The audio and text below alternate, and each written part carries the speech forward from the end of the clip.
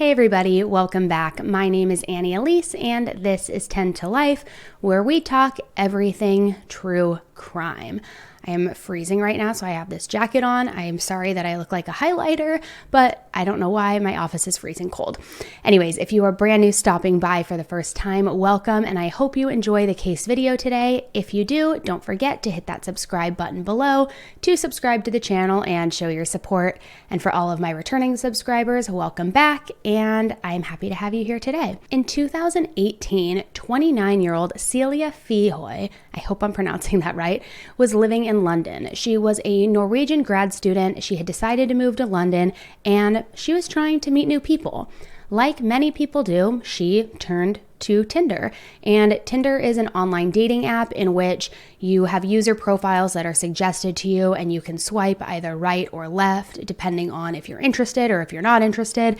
So Cecilie was doing this and she hit the motherload. As she was swiping through and, swiping left, swiping right, Cecilie came across a 28-year-old handsome man, and he was also a billionaire. So she swiped right on this 28-year-old dreamboat immediately, obviously, because he was handsome, had money, like, hello, of course you're gonna swipe right. And he was apparently a diamond heir. His name was Simon. He was the heir to all of these diamonds, and his father was in the diamond trade as far as selling and all these things. Like, she thought she had found her Prince Charming. However, this supposed dream man quickly turned into a nightmare for Cecilie. And we are going to get into all of those nightmarish details after we have a quick word from today's sponsor. Hey guys, today is package day and I ordered some brand new phone cases from Casetify, so we are going to open them together. Ooh. Gosh, look how cute this box is. Okay, so we have 1, 2, 3, and 4. Okay, so for all 4 of these, I ordered Casetify's new Ultra and Ultra Impact cases, and these are made out of 65% recycled and plant-based materials. In addition to that, the paper is also 100% recyclable, which I love because I feel like save the turtles, right? And it has non-toxic ink. I mean, guys, it's just eco-friendly and like sustainable. We love that. So I got one that has, an inspirational quote because, hello, we all need to be inspired.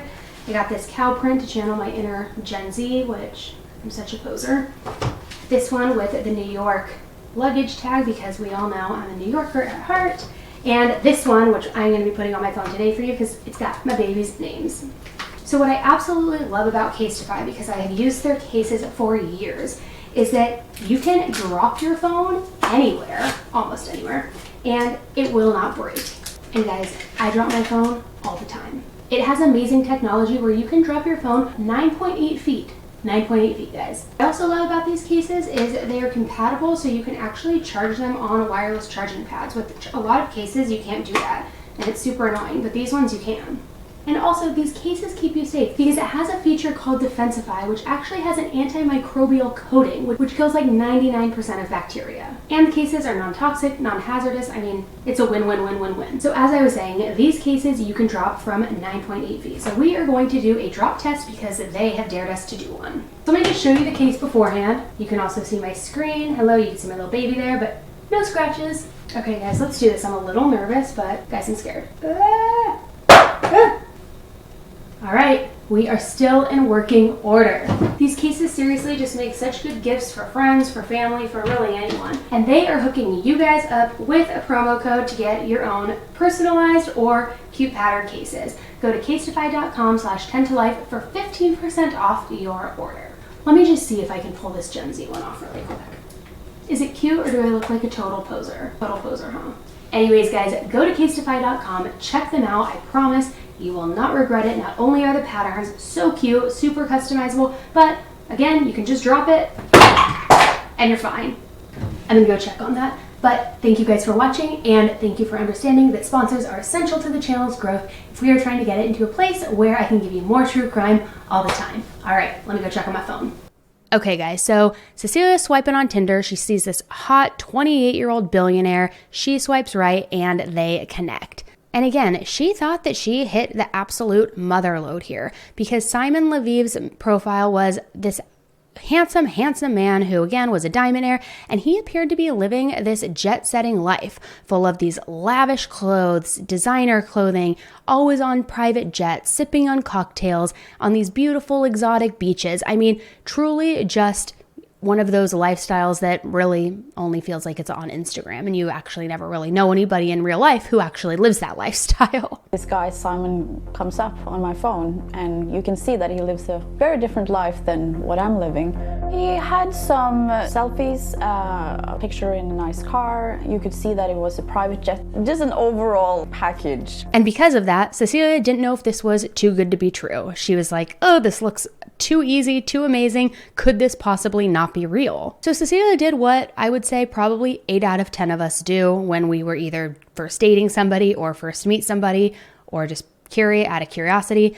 She Googled him. She decided to Google Simon, and don't act like you guys haven't done it, because I know we have all done our share of Googling. Well, to her surprise and happiness, everything checked out on Google. She saw that there was in fact a Russian-Israeli diamond mogul named Leviev, aka the King of Diamonds, who is reportedly Simon's father, and she saw that this all checked out. So they connect and they begin talking and they start dating each other. And after several lavish dates, including one on a private jet, Simon asked Cecilie to be his girlfriend, and he also started referring to her as his future wife.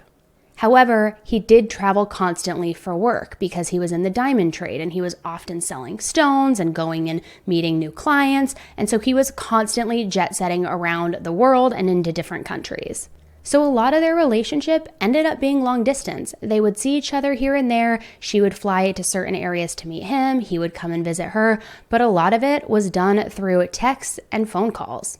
I will support you, I will help you, and we will lift each other. You're nice, you're cute, you're sweet.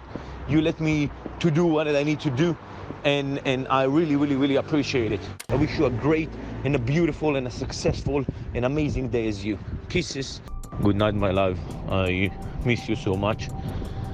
I can't wait to see you. Simon had also told Cecilie that the diamond industry was extremely dangerous, and he said that he had a certain amount of enemies that came with this dangerous job that he had. And as he was explaining this to her, he even showed her photos and a video of his bodyguard, Peter, who had been beaten up by these enemies of his, people trying to rob them, trying to, take down the competition. And he just said that it was a very dangerous life to be living and a very dangerous job to have. He was very thankful for his bodyguard, Peter, and he would often tell Cecilie, thank God for Peter, because if they're going after me, he's going to get to them. If it weren't for him, I'd be dead. He had even showed her photos of bullets that were nearby and that he'd been sent as a threat.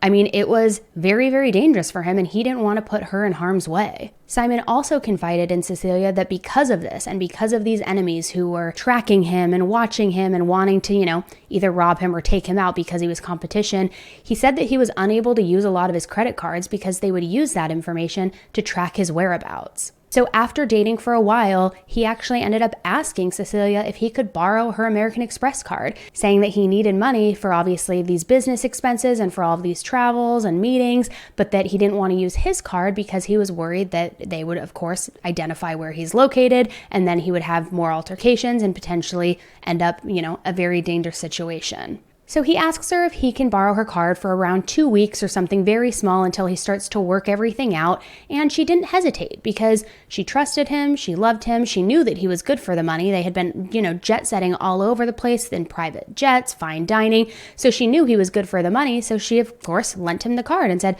absolutely, borrow whatever you need to and we'll figure this out later. However, in just a matter of 1 month of borrowing that card, she had lent him over $100,000. And at this time, Cecilie thought that she really was helping Simon and supporting him and his team to fund these expensive business lunches, these big dinners, these trips where Simon had fled to for business to get away from his enemies and to keep business going. She thought that she was helping him, and she was helping him get further along in his work and helping him basically evade all of these dangerous people. But then things started going sideways pretty quickly. And every 2 or 3 days, Simon was asking her for more money. He would max out her credit card so often that she would have to go and get personal loans to pay off the balance. And she says that it was always something. He always had a reason and a need for why he needed to spend more and more. And it became very expensive and got very out of hand. Now, at this point, Cecilie had loaned him over $250,000. So, as mentioned, Simon was good for the money. He was a billionaire. He was the heir to this diamond industry. And so he had sent her a check to reimburse her for $500,000, which was double what she had lent him. So this appeared overly generous. She was saying that you don't need to pay me all of this. I've only lent you $250,000. And he's saying, no, but I just want you to know, like, I'm good for the money. I want to give you extra to show you in case we ever get in a position like this again, and even texting her to assure her that he went to American Express and handled this payment himself. Here you can see where he says, "My love, I just talked to my bank and they told me that the transfer for American Express will be there on Monday, 1000%. But there was a problem. That transfer and that check, they did not go through. So very confused, Cecilie contacted American Express to see what was going on, and ultimately that led her to set up a meeting with 2 agents. And when she went to this meeting with these 2 agents, they asked her if she could show them a picture of her boyfriend. Kind of taken aback, but okay, sure, Cecilie shows a photo to these 2 agents of Simon, and they both look at each other, the 2 agents, and they say, that's the guy. And they tell Cecilie he's a professional, that he does this for a living, and everything is a lie, that he is not a prince of diamonds, and he is not a son of a billionaire. What? This just blew Cecilia's world completely up. And how was this whole thing a lie? She's been on the private jets. She's been to the lavish dinners. She's seen the designer clothes. She Googled him. She Googled his father. How is this not real? Cecilie couldn't believe that the man that she loved, the man who had been courting her so hard and, was so loving to her, could be capable of something like this. Such a lie, such a fake life. Well, a lot of people watching might think if it was £3,000 or £4,000, I would start to feel like I need this money back. You let it get to 200.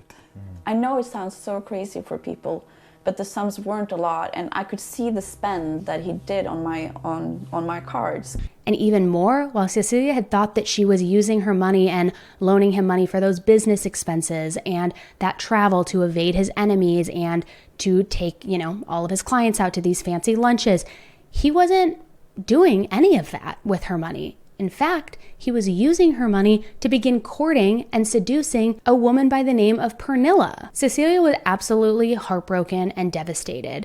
She returned home to Oslo to stay with her mother and became just completely consumed by this debt that she had accumulated because of Simon, and consumed by the lie and the heartbreak. And it consumed her and made her so distraught that she ended up having some very serious thoughts about hurting herself. So serious that she ultimately ended up checking herself into a psych ward. And while she was in this facility, she decided she was going to get to work. She was going to figure out who this man was. She was going to figure out why he targeted her and make sure that he didn't do that to anybody else ever again. She contacted American Express once more to get some more information, and she learned that Simon's real name wasn't Simon at all. In fact, his real name was Shimon Hayat. And she learns that he had been arrested back in 2015 for defrauding 3 Finnish women. And at that point, she made it her mission to stop him. She had reached out to a Norwegian newspaper and sent the journalist there nearly 400 pages of her text history with Simon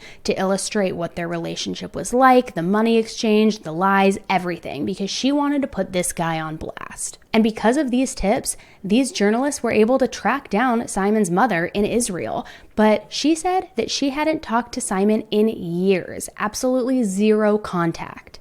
The Israeli police, however, confirmed that he was in fact an Israel-born fraudster who had fled back in even 2011 to skip out on a sentencing for fraud, theft, and forgery. He had served 2 years in a Finnish prison from 2015 to 2017 for defrauding several women before he went back to Israel in 2017. Then, using a fake passport, Simon fled again, and he continued to prey on women using their money, their credit cards, to fund this lavish lifestyle of his and this fake life, and ultimately carry on this con of his. and it's estimated that he has had over 12 victims and that he has conned over $10 million. And in one case of just one of these many women that Simon conned, he apparently had asked her to add his name to her credit card and to also buy him a SIM card to help protect him from, again, these mysterious men and all of these enemies who were out to destroy him. And apparently the scales of requests would grow time over time until these women were taking out bank loans of cash to just give to Simon, tens of thousands of dollars, money he always promised to return but never did. One woman even came forward with paperwork from 8 different creditors who were expecting enormous amounts of money in return from her. Well, luckily, karma was about to come full circle, and Simon was about to get swindled back. On February 16th, 2019, a woman by the name of Eileen Charlotte was boarding a plane in Prague to return home to Amsterdam. She had been visiting Simon, who she had been dating for approximately 14 months at the time, but while waiting on the tarmac and scrolling through Instagram just checking things out, she spotted a news article, that very news article that Cecilie had worked on previously. And in that article, Simon was identified as what they were calling the Tinder Swindler. Now, Eileen had met Simon on Tinder like all of these other women. She had also lent him money, lots of it, upwards of over $150,000. And as Eileen kept reading this article as she's sitting on the tarmac in the plane, she saw that he had not only done this to other women, but that he had taken them out on the same dates as he took her out, taken them to the same 5-star hotels that he had taken her to, on private planes, the works. Everything that he had done with her, he had done with these other women. He even had sent these other women the exact same text messages that he sent her, as well as the same alarming photos and videos of his supposed bodyguard getting beaten up so badly after this attack from those fake enemies. When Eileen got off the plane in Amsterdam, she immediately called the police, and then she decided that she was going to get her money back, and she now realized that she was in a pretty powerful position because this article had come out, somewhat exposing Simon's entire scheme and con, and that made it hard for him to pick on new victims and to con other women. So she realized he had nobody to turn to except for her at this point. She held all the power. So she decided that she was going to play the part. Eileen told Simon that she believed his version of the story, that the women in the article were just bitches, they were jealous, they were just mad that he dumped them, and that she still loved him, that she would stand by him, and that she trusted him. And of course, as all of this is going on, Simon asks Eileen for more money, and he even suggests that she sell her car or her house to get him that money. I mean, the nerve of this guy, the nerve of this guy. You're asking her to sell her car or her house to give you money? So in return, she suggests, no, why don't I just sell some of your designer clothes? Because she was in the fashion industry. She said, we can get a lot of money for your designer clothes. It'll be quick cash for you. Why don't we do something like that? It'll be much faster, much quicker, much easier for you. And he trusted her because she worked in luxury fashion. She seemed very, very believable. So he went along with the plan. So she ends up flying back to Prague to meet up with him to collect his clothing so that she can sell it. And meanwhile, she sent the police a photograph of a new fake credit card that Simon had in his possession. So while she's in Prague collecting these clothes, Eileen pretends to still be in a relationship with Simon, even though her skin is absolutely crawling as she's in the bed next to him and she's having to put on this entire fake front of still being in love with him. She decides that she's going to go with the act and she's going to pretend that she still loves him because she's got a job to do. Now here's a part of this story that just kind of kills me. When she left to go back to Amsterdam, Simon, I guess, didn't even offer to help her with her bags, but he did give her a letter to read on the plane. And in that letter, he was saying how much he loves her, how they'd build a family together, all if he could just help her out right now in any way that she can. Just a very desperate man trying to cling on to anybody he possibly can, that last shred of hope of this person who's bankrolling your life. And, in return, he's just trying to promise the world to her. But Eileen's not buying it. She already knows that this is a con. She already knows what he's up to. So she proceeds to list all those designer clothes on eBay. The Louis Vuitton, the Gucci, the Dolce. She lists it all. And she starts pulling in thousands and thousands and thousands of dollars. Meanwhile, Simon's blowing her up and texting her, asking about the money, asking and checking in, and she ignores all of his texts and his calls. Now, this makes Simon irate. He begins leaving her voice messages and these crazy long 20-minute rants where it starts by saying how much he loves her, how much he misses her. Then it goes all the way over to the other side where he starts to threaten her family. This man was just truly unraveling. Well, soon after all of those messages began pouring in, she learns that Simon left Prague and went to Greece. So she calls the police to give them a heads up. And luckily, with all of this information from Eileen, from Cecilie, and from all of these other women who had come forward at the time that he had conned, Interpol caught up with him in Greece, and they arrested him. And he was sentenced to 15 months in prison for that fraud that he had committed in Israel. However, 15 months, first of all, is a pretty relatively small sentence considering how much money he just had conned out of all of these women. But he didn't even end up serving those 15 months because in May of 2020, just 5 months after going into custody, he was released at the height of the pandemic because there were so many growing concerns over the prison system. So right now, today, he is living as a free man. He is living as a free man in Israel, and he is able to target women all over again and begin this con all over again. And it appears that that's exactly what he's doing because after being released from prison, Simon went right back to what he was doing before. He returned to Instagram, posting pictures of his lavish lifestyle, his cars, his private jets, the helicopters, the yachts, the beaches, everything. And at some point last year, he apparently had even gotten a new girlfriend and was posting about that. So it looks as though Simon just kind of dropped right back into the life that he was living before, the life that he has lived so many different times after being caught. Now, even though all of this information has been made public in such a big way, not only through these newspaper articles, but also Netflix just did a documentary on this called The Tinder Swindler.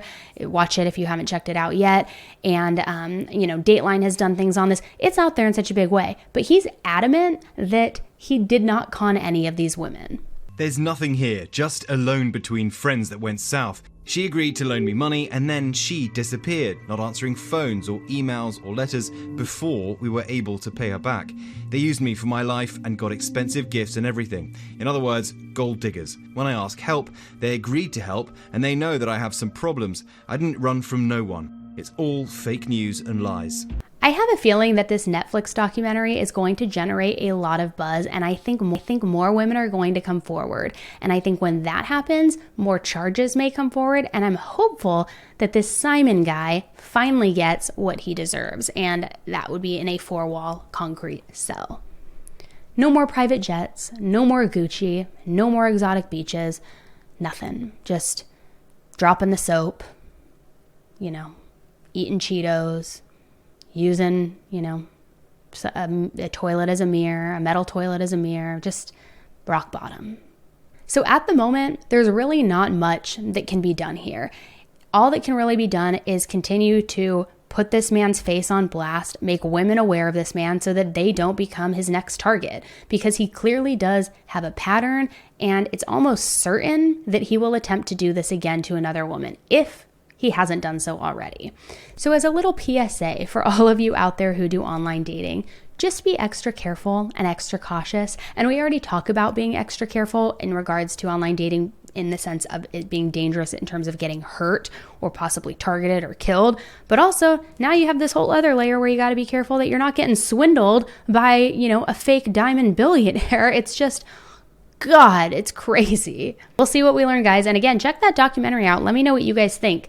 I think I'm going to watch it this weekend. I haven't watched it yet, but I've known about this case, so it'll be interesting to see what else I learn after I watch that. Thanks for tuning in with me today, guys, and I hope you enjoyed the case coverage and the case video. Don't forget to subscribe if you haven't done so already, and be careful. Don't believe any diamond billionaires, guys. Just don't do it. Chances are it's too good to be true. But if it's not too good to be true, and if they're real, just pass them my way. Pass them my way. I'll vet them. All right, guys. Until the next case, stay safe. Bye.